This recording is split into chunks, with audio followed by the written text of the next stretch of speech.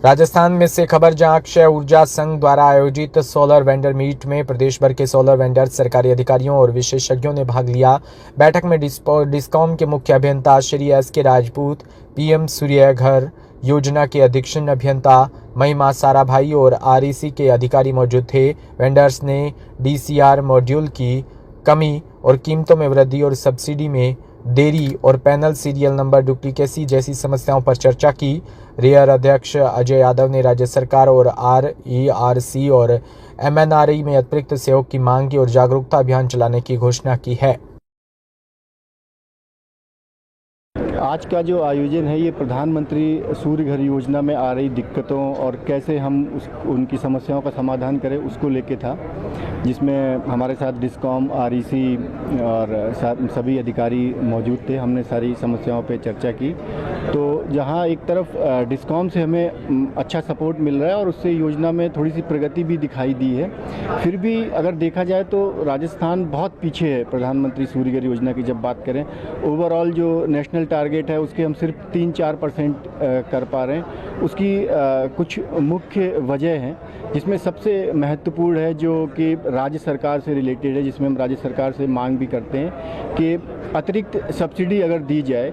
जैसे कि बहुत सारे आज की डेट में करीब 10 राज्य ऐसे हैं जो कि अतिरिक्त सब्सिडी दे रहे हैं केंद्र सरकार की 78,000 की सब्सिडी के अलावा। तो अगर ये सब्सिडी दी जाए तो योजना को बिल्कुल प्रगति मिलेगी। इसके अलावा जो 100 यूनिट मुफ्त वाली है, जिसका कि बर्डन सरकार पर भी पड़ता है और कहीं ना कहीं उपभोक्ता भी जिसको 100 यूनिट मुफ्त मिल रही होती है वो सोलर की तरफ इंटरेस्ट नहीं लेता है। तो अगर इन चीज़ों का समाधान मिले तो योजना बहुत तेज़ी से आगे बढ़ेगी।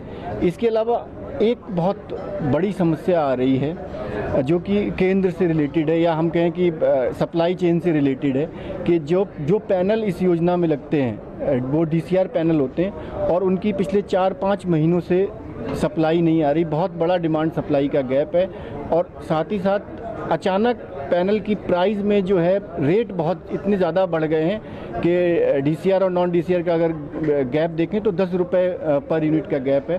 तो उसका बढ़ा हुआ रेट और सप्लाई न मिल पाना, ये चीज़ें रोक रही हैं। तो ये हम रिक्वेस्ट करते हैं कि एमएनआरई और केंद्र सरकार इन चीज़ों पे देखे और राज्य सरकार अतिरिक्त सब्सिडी और जो फ्री की 100 यूनिट है इन पे थोड़ा सा काम करें तो बिल्कुल हम 5 लाख जो हमारा टारगेट है उसको 1 साल के अंदर पूरा कर पाएंगे। स्टेट बजट में क्या उम्मीद लेके चल रहा है इस समय? बिल्कुल, ये हमारी जो आज की जो हमने मीटिंग रखी उसका टारगेट ये था कि आज हम अपने मेंबर्स तक ये बात पहुंचाएं, क्योंकि हमने हर लेवल पे ये बात अपनी हमेशा रखी है अतिरिक्त सब्सिडी वाली। तो हम ये उम्मीद कर रहे हैं कि आने वाले बजट में हो सकता है ये घोषणा हो कि अतिरिक्त सब्सिडी दी जाए।